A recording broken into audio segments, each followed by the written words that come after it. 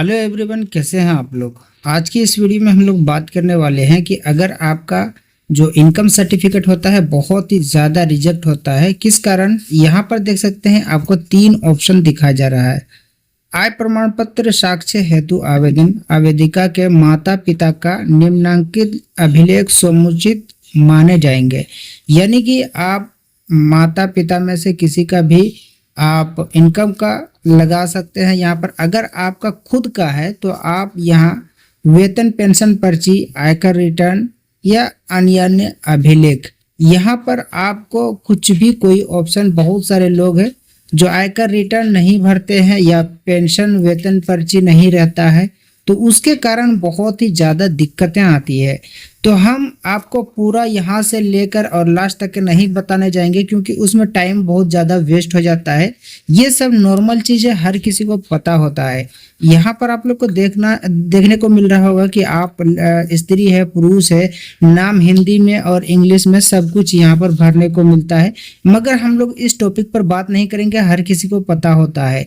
और हम लोग बात करने वाले हैं क्या यहाँ पर सिर्फ एक वेतन पर्ची, आयकर रिटर्न और अन्य अभिलेख, इसमें से कोई भी चीज़ किसी के पास मौजूद हमेशा अवेलेबल नहीं होता है।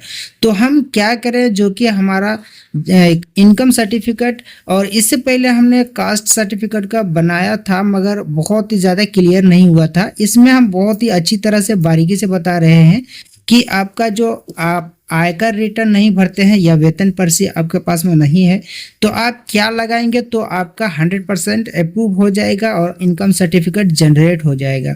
तो हम बात करते हैं कि अन्य अभिलेख, इस पर क्लिक करेंगे। उसके बाद में आप जब नेक्स्ट करोगे, आप ये कैप्चा डालकर और प्रोसीड करोगे, उस समय आपको यही वाला अन्य अभिलेख जो है, यही चीज़ आपको डॉक्यूमेंट अपलोड करने के लिए पूछा जाएगा। तो हम इसमें क्या डालेंगे, तो हमने एक कर्मचारी से बात करके और इसके लिए एक डॉक्यूमेंट तैयार किया है कि उसमें आखिर ये इनकम सर्टिफिकेट में आखिर कौन सा घोषणा पत्र लगाया जाए। यहाँ पर देख सकते हैं स्व घोषणा, सेल्फ डिक्लेरेशन आपका बन जाता है, मगर आपको एक अलग से बनाना पड़ेगा और वो यहाँ पर अपलोड करना पड़ेगा। बहुत सारे लोगों को कंफ्यूजन होता है, तो हम दिखा देते हैं कि किस तरह से वो इनकम सर्टिफिकेट बनाने के लिए उस घोषणा पत्र रेडी करना है। तो यहाँ पर आप लोग देख सकते हैं कि यहाँ पर एक घोषणा पत्र है, सेल्फ डिक्लेरेशन फॉर्म। इसमें हमने एक इजिली नॉर्मल तरीका से, जिस तरह लोग अपना कुछ भी आयकर जो है आय रिटर्न फाइल नहीं भरते हैं या वेतन पर्ची नहीं रहता है, उनके लिए हम ये सेल्फ जो है डिक्लेरेशन फॉर्म, इसको हम फिल करेंगे। अगर आपके पास में इस तरह का फॉर्म नहीं है तो आप ये स्क्रीनशॉट ले सकते हैं। अगर नहीं लेने चाहेंगे तो आप क्या करेंगे, जिस तरह से ये लिखा हुआ है इसी तरह से आप पेन से लिख कर, और लास्ट में हस्ताक्षर लिखा हुआ है, यहाँ पर आप अपना हस्ताक्षर कर देंगे। यानी कि जो आपके फैमिली में जो कमा रहे हैं और उनके पास में सैलरी स्लिप भी नहीं है और वो दूसरा दिहाड़ी मजदूरी करके काम करते हैं या और कुछ भी कम करके, और जिनका प्रूफ नहीं है आपके पास में, तो वो क्या करेंगे।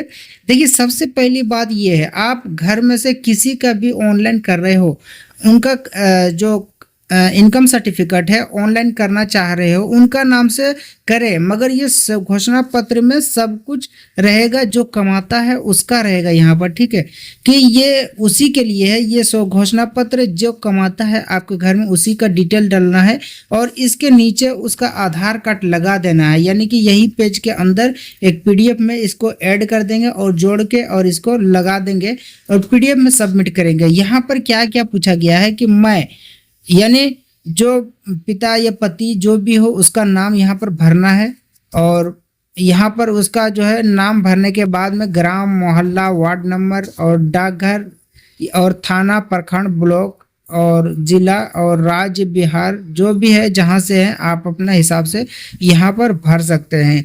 और यहाँ पर लिखा गया है कि एवं मेरे परिवार के वार्षिक आय निम्नांकित, यानी कि आप सरकारी सेवा से कितना कमाते हैं वो यहाँ पर 0 है। व्यवसाय से आय कितना है, अगर छोटी दुकान हो तो आप 40,000, लेकिन नहीं है तो छोड़ दे, जीरो कर दे। और कृषि विभाग से आपके पास में पैसा, कृषि आय से आता है पैसा, तो आप यहाँ पर 35,000 भर सकते हैं।